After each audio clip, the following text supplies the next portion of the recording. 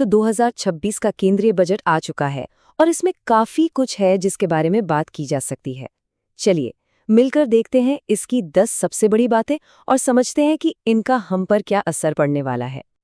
हाँ, तो सवाल यही है कि इस बजट में क्या आम है और क्या खास।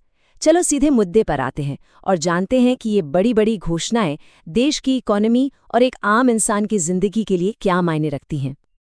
चलिए शुरुआत करते हैं सबसे ज़रूरी चीज़ों से, यानी कि हमारी जेब और हमारी सेहत। क्योंकि सच कहें तो दिन के आखिर में यही दो चीज़ें सबसे ज़्यादा मैटर करती हैं ना। तो सबसे पहली और सबसे बड़ी बात, खासकर हर सैलरीड पर्सन के लिए, इनकम टैक्स। खबर यह है कि इस साल इनकम टैक्स स्लैब में कोई भी बदलाव नहीं किया गया है। जी हाँ, जो स्लैब पिछले साल थे वही इस साल भी लागू रहेंगे। मतलब टैक्स के मामले में स्टेटस क्वो है। लेकिन हाँ, टैक्स को लेकर एक राहत की बात जरूर है। अगर मान लीजिए आपने रिटर्न फाइल कर दिया और बाद में याद आया कि कोई गलती हो गई, तो अब उसे ठीक करने के लिए ज्यादा टाइम मिलेगा। पहले डेडलाइन 31 दिसंबर होती थी, अब इसे बढ़ाकर 31 मार्च कर दिया गया है। तो ये 3 महीने का एक्स्ट्रा टाइम यकीनन कई लोगों के काम आएगा। चलिए, पैसों की बात तो हो गई। अब आते हैं उस चीज पर जो पैसों से भी ज्यादा कीमती है, हमारी सेहत। और इस बजट में हेल्थ सेक्टर को लेकर कुछ बहुत ही अच्छे और कह सकते हैं दिल को छूने वाले ऐलान हुए हैं। सरकार ने एक बहुत ही बड़ा और जरूरी कदम उठाया है। 17, जी हाँ, 17 तरह की कैंसर की दवाइयों पर से कस्टम ड्यूटी पूरी तरह हटा दी गई है। कस्टम ड्यूटी वो टैक्स होता है जो बाहर से आने वाले सामान पर लगता है। अब इसके हटने का सीधा मतलब है कि कैंसर जैसी गंभीर बीमारी का इलाज अब पहले से काफी सस्ता हो जाएगा। और बात सिर्फ यहीं खत्म नहीं होती। जो लोग दुर्लभ यानी रेयर डिजीजेस से जूझ रहे हैं, उनके लिए भी एक बड़ी खबर है। उनके इलाज में इस्तेमाल होने वाली 7 जरूरी दवाइयों को भी ड्यूटी फ्री कर दिया गया है। ये उन परिवारों के लिए बहुत बड़ी राहत की बात है जो इलाज के भारी भरकम खर्च से परेशान थे। एलोपैथी के अलावा सरकार का फोकस हमारी पारंपरिक चिकित्सा पर भी है, जैसे कि आयुर्वेद। इसके लिए देश में 3 नए all India institutes of Ayurveda खोले जाएंगे। साथ ही जो मौजूदा आयुष फार्मेसीज हैं, उन्हें भी अपग्रेड किया जाएगा। ये हमारी सदियों पुरानी चिकित्सा पद्धतियों को एक नया पुश देने जैसा है। तो पर्सनल फाइनेंस और हेल्थ की बात हो गई। अब चलिए जरा बड़ी पिक्चर देखते हैं। बात करते हैं उन घोषणाओं की जो पूरे देश के इंफ्रास्ट्रक्चर और विकास की नींव रखने वाली हैं। यहाँ एक बहुत बड़ा नंबर देखने को मिल रहा है, 12.2 लाख करोड़ रुपए। ये एक बहुत बड़ी रकम है और इससे टियर 2 और टियर 3 शहरों के इंफ्रास्ट्रक्चर पर खर्च किया जाएगा। मतलब छोटे और मंझले शहरों में अब बेहतर सड़कें, बिजली, पानी और नए अवसर देखने को मिलेंगे। इसका एक फायदा ये भी होगा कि बड़े शहरों पर जो आबादी का बोझ है वो भी कुछ कम होगा। और इसे बड़े इंफ्रास्ट्रक्चर पुश का एक बहुत ही एक्साइटिंग हिस्सा है नए हाई स्पीड रेल कॉरिडोर। कुल 7 नए कॉरिडोर बनाने की बात है, जिनमें से 5 तो ये रहे, मुंबई से पुणे, पुणे से हैदराबाद और भी कई। सोचकर देखिए इन शहरों के बीच सफर करना कितना तेज और आसान हो जाएगा। अब बात करते हैं टेक्सटाइल इंडस्ट्री की, जो हमारे देश में लाखों लोगों को रोजगार देती है। इस इंडस्ट्री को भी एक जबरदस्त बूस्ट मिला है। नए मेगा टेक्सटाइल पार्क बनाने की योजना है, एक नेशनल फाइबर स्कीम आ रही है, और तो और खादी से लेकर एडवांस्ड फाइबर तक हर चीज पर फोकस किया जा रहा है। ये मेक इन इंडिया को और मजबूत करने वाला कदम है।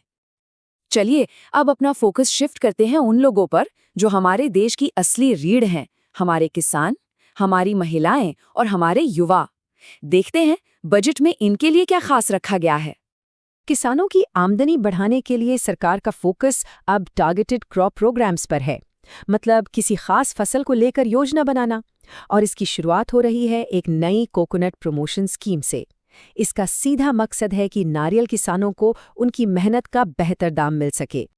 और ये एक लॉन्ग टर्म प्लान है। सरकार का लक्ष्य है कि 2026 तक भारतीय काजू और कोको के लिए स्पेशल प्रोग्राम शुरू किए जाएं और 2030 तक इन्हें ग्लोबल ब्रांड बना दिया जाए। मतलब दुनिया भर में इंडियन कैश्यू और इंडियन कोको की पहचान हो। ये हमारे किसानों के लिए वाकई एक बड़ा मौका बन सकता है।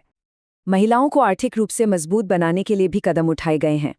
पिछले साल लखपति दीदी योजना आई थी और अब उसी को आगे बढ़ाते हुए इस साल सी-मार्ट योजना लॉन्च की गई है। इस स्कीम के तहत महिला उद्यमियों को अपना बिजनेस शुरू करने के लिए कम ब्याज पर लोन मिलेगा। ये वुमेन एम्पावरमेंट की दिशा में एक और अच्छा कदम है। लड़कियों की पढ़ाई को सपोर्ट करने के लिए भी एक बड़ा ऐलान हुआ है। देश के 800 जिलों में लड़कियों के लिए नए हॉस्टल बनाए जाएंगे। 800 जिले मतलब लगभग देश के हर जिले में। इससे ये सुनिश्चित होगा कि कोई भी लड़की सिर्फ इसलिए अपनी पढ़ाई ना छोड़े क्योंकि उसका स्कूल या कॉलेज घर से दूर है। और अब बात युवाओं की। उनके लिए क्या है इस बजट में? तो सुनिए, 15,000 सेकेंडरी स्कूलों में कंटेंट क्रिएटर लैब्स बनाई जाएंगी। इन लैब्स में स्टूडेंट्स को कोडिंग, रोबोटिक्स, एआई जैसी फ्यूचर स्किल्स सिखाई जाएंगी। ये उन्हें आने वाले दौर की नौकरियों के लिए तैयार करने का एक बढ़िया तरीका है। चलिए, अब आखिर में 2 ऐसी घोषणाओं पर नजर डालते हैं जो सरकार की लॉन्ग टर्म प्लानिंग और भविष्य की सोच की एक झलक देती हैं। एक बहुत ही दिलचस्प ऐलान है नॉर्थ ईस्ट को लेकर। वहां एक नया बौद्ध टूरिस्ट सर्किट बनाया जाएगा। ये सर्किट 5 राज्यों अरुणाचल प्रदेश, असम, सिक्किम, मिजोरम और त्रिपुरा को आपस में जोड़ेगा। जाहिर है, इससे इस पूरे इलाके में टूरिज्म को जबरदस्त बढ़ावा मिलेगा।